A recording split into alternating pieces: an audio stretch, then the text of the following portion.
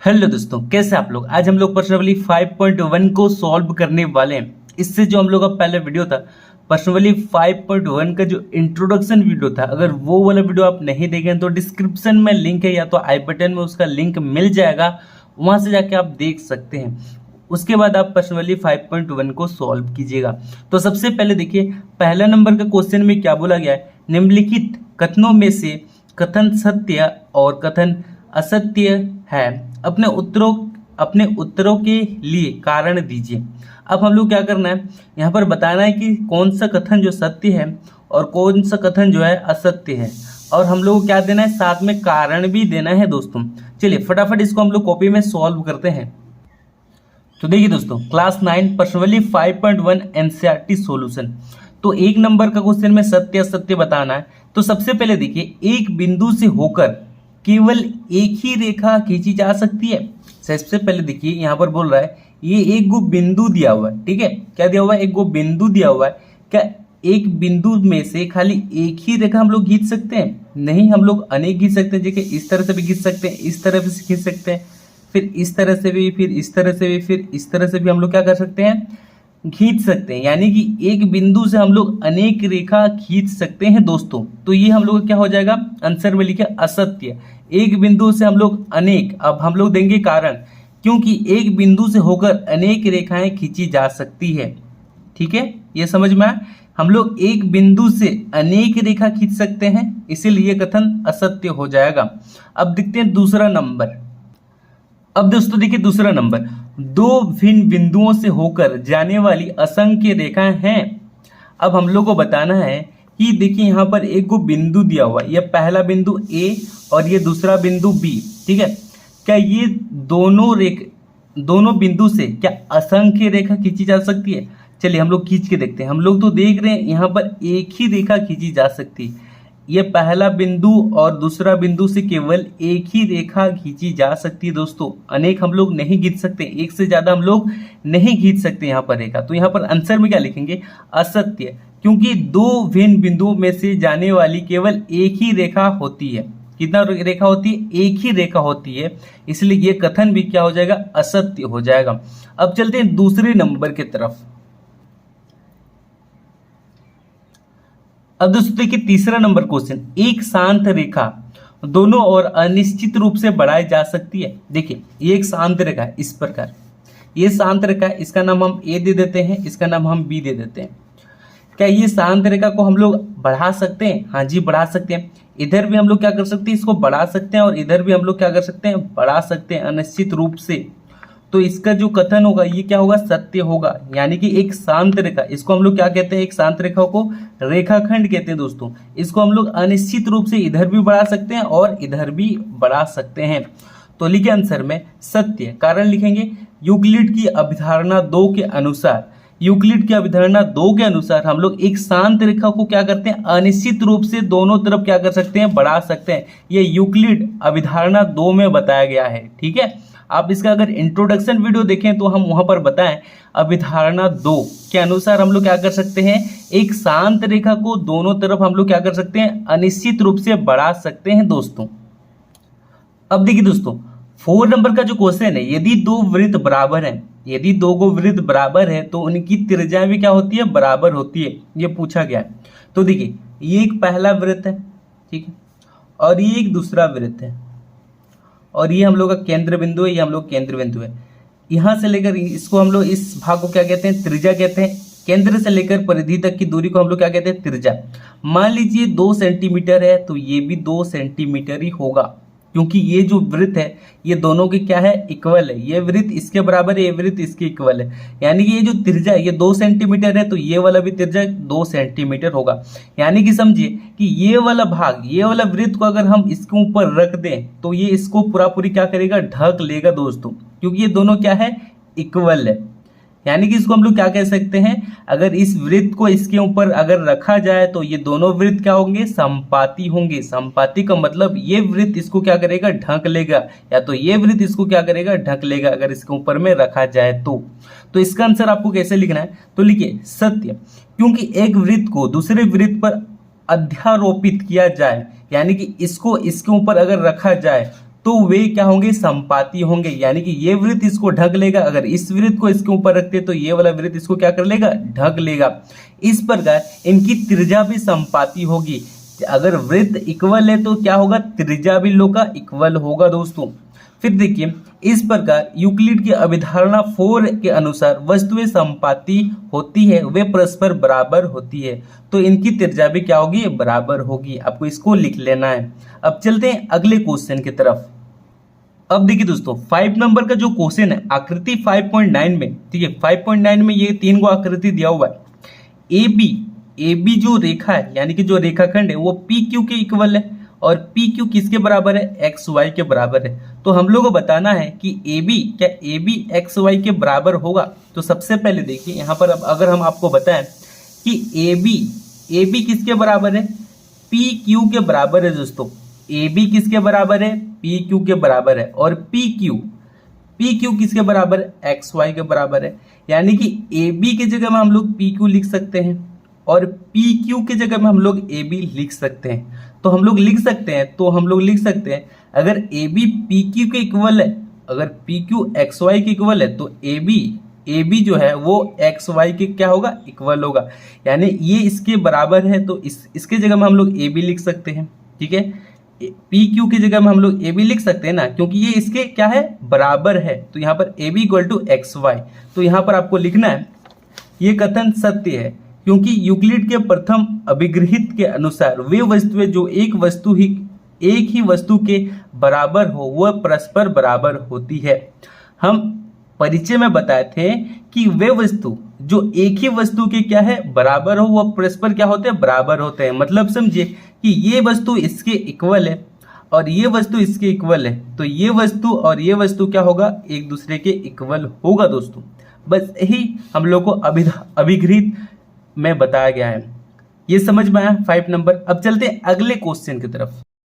अब दोस्तों देखिए, दूसरा नंबर में हम लोग को पढ़ना है समांतर रेखाएं। वे दो रेखाएं समांतर रेखाएं कहलाती है जो आपस में प्रतिच्छेद ना करें। अब देख पा रहे यहाँ पर एक रेखा है और यहाँ पर एक रेखा है, दो रेखा है, ये आपस में एक दूसरे से नहीं कटने वाली। अगर इसको हम लोग परस्पर अगर आगे बढ़ाते हैं तो ये एक दूसरे को क्या करेगी, काटेगी नहीं। इसको हम लोग क्या कहते हैं, समांतर रेखा। अगर और एक एग्जांपल दें, अगर देखिए ये एक रेखा है और ये एक रेखा है, ये आपस में यहाँ पर क्या हो रही है, प्रतिच्छेद हो रही है, यानी कि कट रही है। इसको हम लोग समांतर रेखा नहीं कहेंगे दोस्तों। समझ में आया, समांतर रेखा आपस में नहीं कटने वाली, यानी कि प्रतिच्छेद नहीं करेगी, और जो समांतर रेखा नहीं होगा वो आपस में क्या होगा, प्रतिच्छेद करेगा। ठीक है, ये समझ में आया। अब हम लोग पढ़ेंगे लंब रेखा। लंब रेखा क्या होता है, सबसे पहले देखिए लंब रेखा के बारे में। वे रेखाएं जो एक दूसरे पर समकोण बनाए। सबसे पहले देखिए यहाँ पर एक रेखा इस तरह से हम लोग कर देंगे, खींच देंगे, और यहाँ पर एक उल्टा टी, इसको हम लोग क्या बोलते हैं, लंब बोलते हैं दोस्तों। ठीक है, यहाँ पर कितना डिग्री कोण बनता है, 90 डिग्री का कोण बनता है, और यहाँ पर भी 90 डिग्री का कोण बनता है। आप लंब रेखा के नीचे में इस तरह से आप बना सकते हैं इस ड्राइंग को। ठीक है, क्या कर सकते हैं, इसको बना सकते हैं समझने के लिए। अब देखिए रेखाखंड क्या होता है, रेखा का वो भाग जिसके अंत बिंदु ए और बी हो उसको हम लोग क्या कहते हैं, रेखाखंड कहते हैं। देखिए ये एक लकीर है और इसका अंत बिंदु ए है और इसका अंत बिंदु बी है, तो इसको हम लोग क्या कहेंगे, रेखाखंड कहेंगे। अब यहाँ पर पी क्यू भी लिख सकते हैं, अब कोई भी अल्फाबेट लिख सकते हैं, लेकिन अल्फाबेट होना ही चाहिए अंत बिंदु। ठीक है, जिसका 2 को अंत बिंदु होगा उसको हम लोग क्या कहेंगे, रेखाखंड कहेंगे दोस्तों। अब चलिए, अब हम लोग आगे बढ़ते हैं। वृत्त की त्रिज्या, केंद्र से वृत्त की परिधि तक की दूरी वृत्त की त्रिज्या कहलाती है। तो यहाँ पर हम आपको बताएं कि देखिए ये एक वृत्त है और केंद्र से लेकर इसको हम लोग क्या कहते हैं, ये लकीर को परिधि कहते हैं दोस्तों। क्या कहते हैं, इसको परिधि कहते हैं। केंद्र से लेकर परिधि तक की दूरी को हम लोग क्या कहते हैं, त्रिज्या, यानी कि इसको हम लोग क्या कहेंगे दोस्तों, त्रिज्या कहेंगे। समझ में आया, इसको इस लकीर को हम लोग क्या कहेंगे, त्रिज्या। अब देखिए वर्ग बोल रहा है, वो चतुर्भुज जिसकी चारों भुजाएं बराबर हो, वो प्रत्येक कोण समकोण का होता है, उसको हम लोग क्या कहते हैं, वर्ग कहते हैं। यहाँ पर हम वर्ग बना भी देते हैं, इस तरह से होगा वर्ग। ठीक है, आप देखे होंगे लूडो का गोटी, ये 90 डिग्री का, ये 90 डिग्री, ये 90 डिग्री और ये 90 डिग्री, इसी को हम लोग क्या कहते हैं, वर्ग कहते हैं दोस्तों। अब चलते हैं हम लोग आगे 3 नंबर की तरफ। अब देखिए दोस्तों तीसरा नंबर, नीचे दी हुई दो अभिधारणाओं पर विचार कीजिए। हम लोग क्या करना है, विचार करना है, यानी कि इसका भी हम लोग को खाली आंसर ही लिखना है दोस्तों। तो सबसे पहले देखिए, दो भिन्न बिंदु ए और बी दिए रहने पर एक तीसरी बिंदु सी ऐसा विद्यमान है कि ए और बी के बीच स्थित है। मतलब समझिए कि देखिए यहाँ पर दो को बिंदु दिया हुआ है, ये ए बिंदु है और ये बी बिंदु है, ठीक है। और इसके बीच में कौन सा बिंदु स्थित है, सी बिंदु स्थित है। और हम लोग को क्या करना है, इस सब के बारे में विचार करना है दोस्तों। चलिए फटाफट इसको हम लोग आंसर लिख लेते हैं। तो क्या करना है, सबसे पहले 3 नंबर का आंसर में देखिए इस तरह से, तो लिखिए, ऐसे अनेक अपरिभाषित शब्द हैं, ये संगत है क्योंकि इनमें दो अलग अलग स्थितियां का अध्ययन किया जाता है। पहला नंबर का आंसर लिखिए, यदि दो बिंदु ए और बी दिए हुए हैं, ठीक है, अगर ए और बी क्या हुए हैं, दिए हुए हैं, तो उनके बीच में स्थित एक बिंदु सी होता है। यानी कि इसके बीच में जो एक बिंदु है वो क्या है, सी होता है, ठीक है। इसका क्या है, मध्य बिंदु है। ए बी का ये सी क्या है, मध्य बिंदु है। बस यही लिखना था। अब देखिए दूसरा नंबर का क्वेश्चन में क्या पूछा गया है, यह कम से कम ऐसे 3 बिंदु विद्यमान है कि वे एक रेखा पर स्थित नहीं है। क्या इन अभिधारणाओं में से कोई अपरिभाषित शब्द है? क्या ये अभिधारणा अविरोधी है? ये यूक्लिड की अभिधारणाओं से प्राप्त होता है? स्पष्ट कीजिए।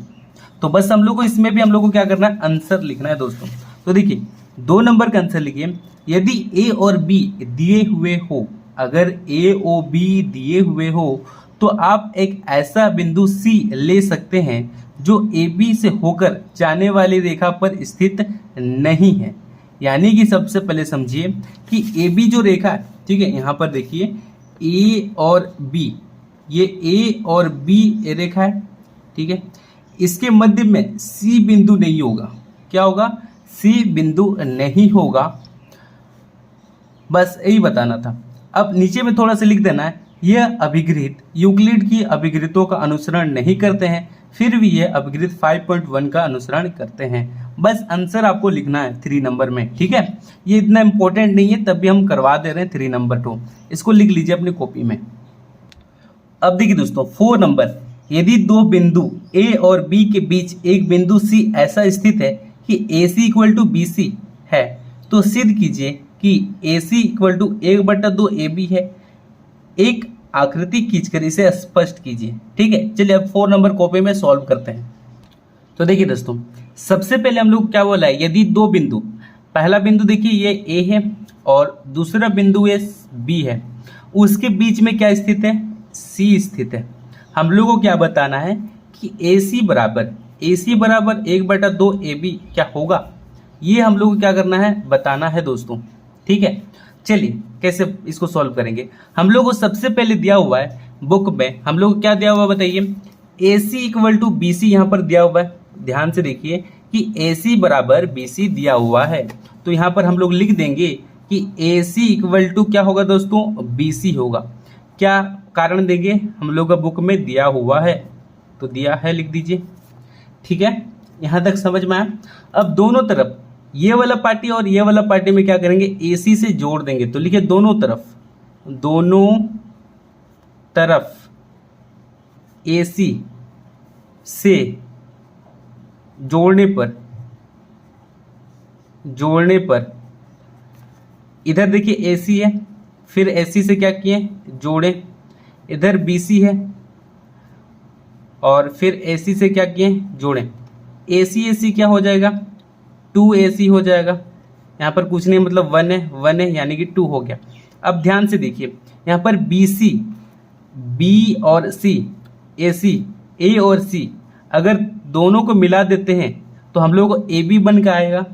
यहाँ पर हम लोग लिखेंगे AB, क्या लिखेंगे दोस्तों, AB। इसको हम थोड़ा सा अच्छे समझाते हैं। जैसे इसको हम ऐसे लिखते हैं, देखिए AC को इस तरह से लिखते हैं, AC प्लस BC लिखते हैं।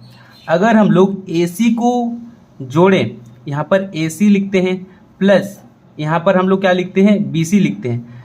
AC और BC में C कटा, बचा क्या, A और B, तो हम लोग का AB आ जाएगा। AB आएगा कि नहीं, तो यहाँ पर लिखेंगे AB। AB क्या है, AB का समपाती लिखिए, समपाती है, अगर हम लोग AC और BC को जोड़ते हैं तो हम लोग को क्या मिलेगा, AB मिलेगा दोस्तों। CC कट जाएगा, AB मिल गया।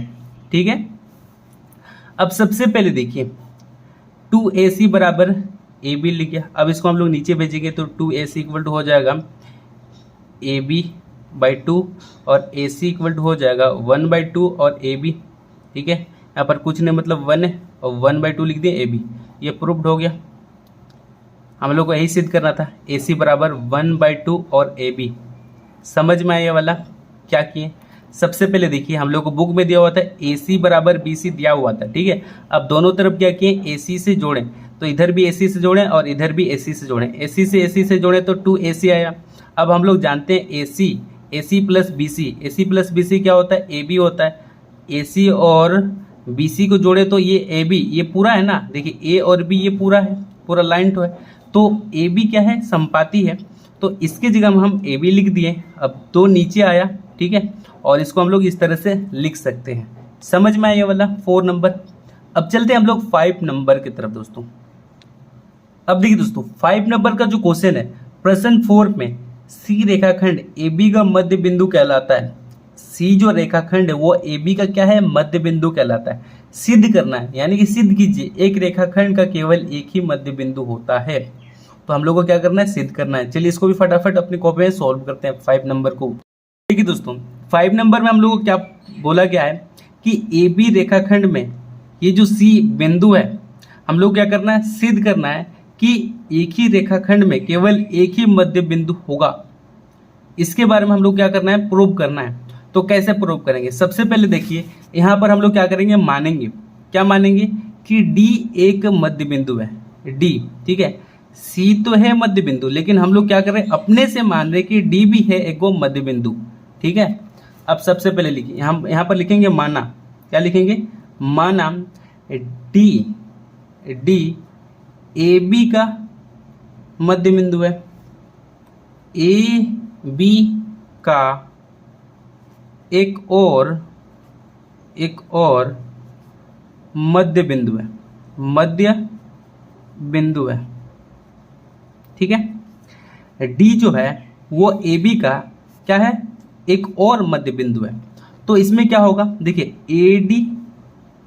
AD बराबर BD हो सकता है, या तो DB। इसको हम लोग क्या मानेंगे, समीकरण 1। AD बराबर DB, इसको माने क्या, समीकरण 1। यहाँ तक क्लियर है। अब इसके बाद लेकिन हम लोग को बुक में दिया हुआ है, लेकिन हम लोग को बुक में क्या दिया हुआ है कि C जो है वो AB का मध्य बिंदु है। तो यहाँ पर लिखे प्रश्न अनुसार हम लोग क्या जानते हैं कि जो है C जो है वो AB का क्या है, मध्य बिंदु है।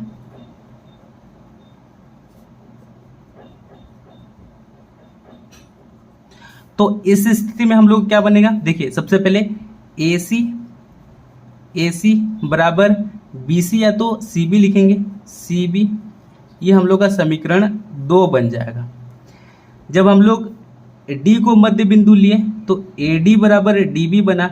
जब हम लोग C को मध्य बिंदु लिए तो AC बराबर CB बना। यह हो गया समीकरण 1 और यह हो गया समीकरण 2।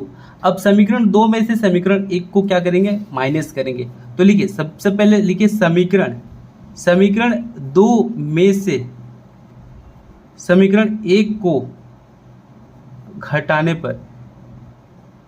पर तो देखिए कैसे घटाना है।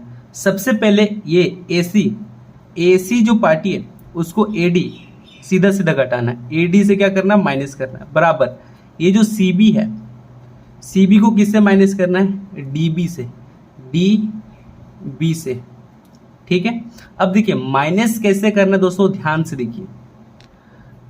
अब देखिए दोस्तों AC बोला गया है, A से लेकर C, ठीक है, ध्यान से देखिए, A से लेकर C और AD बोला गया, A से लेकर D। अब यहाँ से लेकर यहाँ तक ये बड़ा भाग है, देखिए A से लेकर C तक ये बड़ा भाग है। ठीक है, ये क्या है, बड़ा भाग है। अब माइनस क्या करना है, D, यानी कि यहाँ से लेकर D से माइनस करना है। तो यहाँ से लेकर ये भाग हम लोग का क्या हो जाएगा, हट जाएगा। हम लोग को बोला गया है कि AC से A से लेकर C से हम लोग क्या करना है AD, A से लेकर D तो क्या करना है माइनस करना है, यानी कि यहाँ से लेकर ये वाला जो भाग है हम लोग का हट जाएगा, तो बचेगा क्या DC बचेगा। तो यहाँ पर हम लोग लिख देंगे जब AC से AD को माइनस करेंगे तो क्या बचेगा DC बचेगा।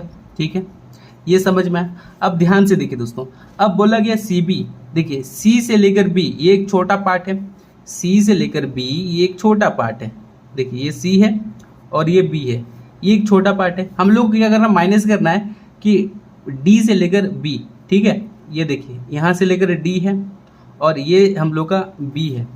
बड़ा पार्ट से छोटा पार्ट को माइनस करना है तो क्या होगा माइनस होगा। जैसे यहाँ पर हम आपको बोले अगर हम 5 से 2 को माइनस कर दें तो 3 आएगा, 5 को 2 से माइनस कर दे तो 3 आएगा। अगर हम 2 से 5 को माइनस कर दे तो क्या होगा बताइए, 5 से 2 को माइनस करेंगे तो भी 3 आएगा, लेकिन कैसे आएगा माइनस में आएगा, क्योंकि 5 के आगे क्या है माइनस से।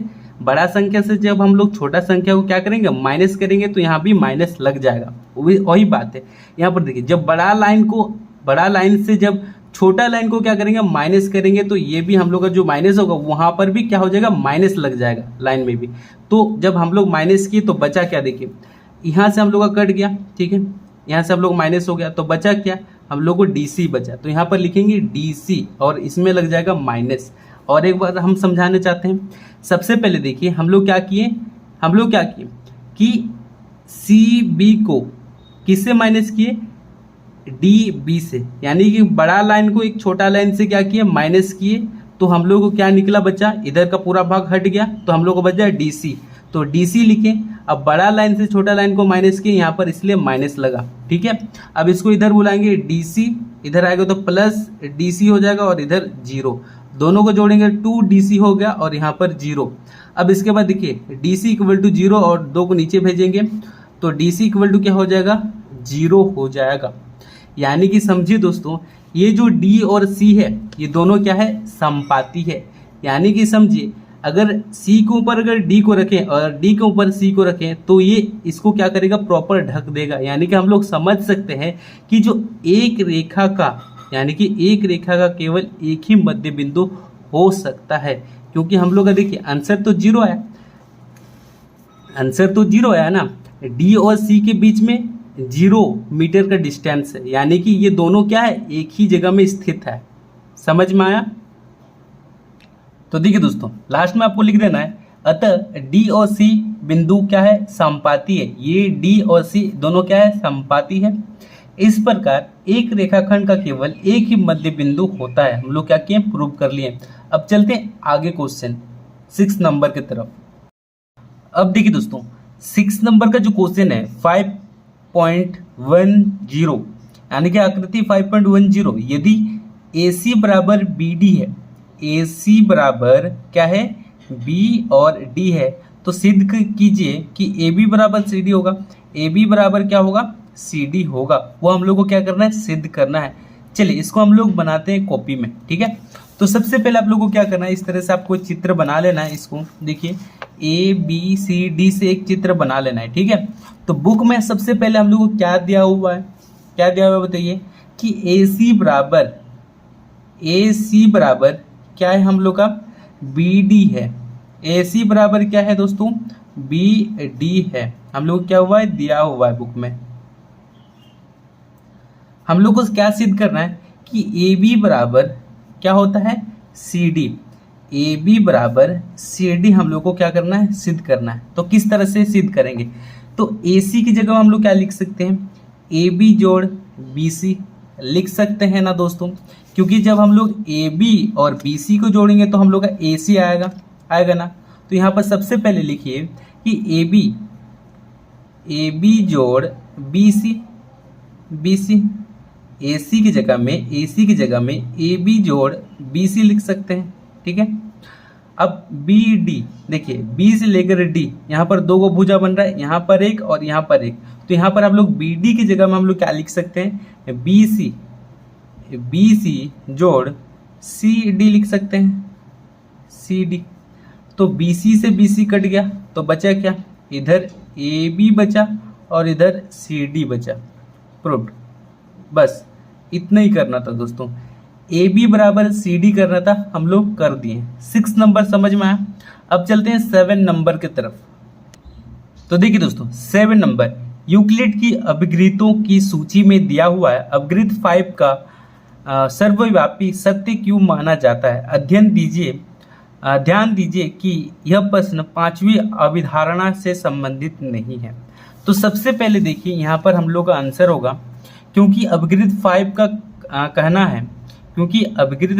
कहना है कि पूर्ण अपने भाग से बड़ा होता है, पूर्ण अपने भाग से बड़ा होता है, तो वस्तु के लिए भी सत्य है। इसका मतलब समझिए, जैसे एक देखिए यहाँ पर एक वृत्त बनाते हैं, क्या बनाते हैं? वृत्त। और यहाँ पर हम वृत्त का एक भाग बनाते हैं, यानी कि वृत्त का एक टुकड़ा, ठीक है, वृत्त का एक टुकड़ा, यहाँ से टुकड़ा करके लिए, यहाँ से एक टुकड़ा करके लिए, ये वृत्त का क्या है? टुकड़ा है।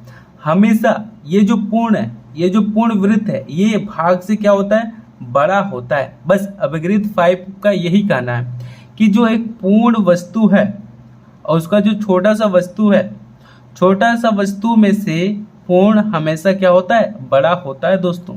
ये अभिगृहित 5 कहता है। समझ में आया? अगर वीडियो अच्छा लगा तो वीडियो को जरूर लाइक कीजिए, अपने दोस्तों को शेयर कीजिए। मिलते हैं नेक्स्ट वीडियो हम लोग का 5.2 होगा, ठीक है।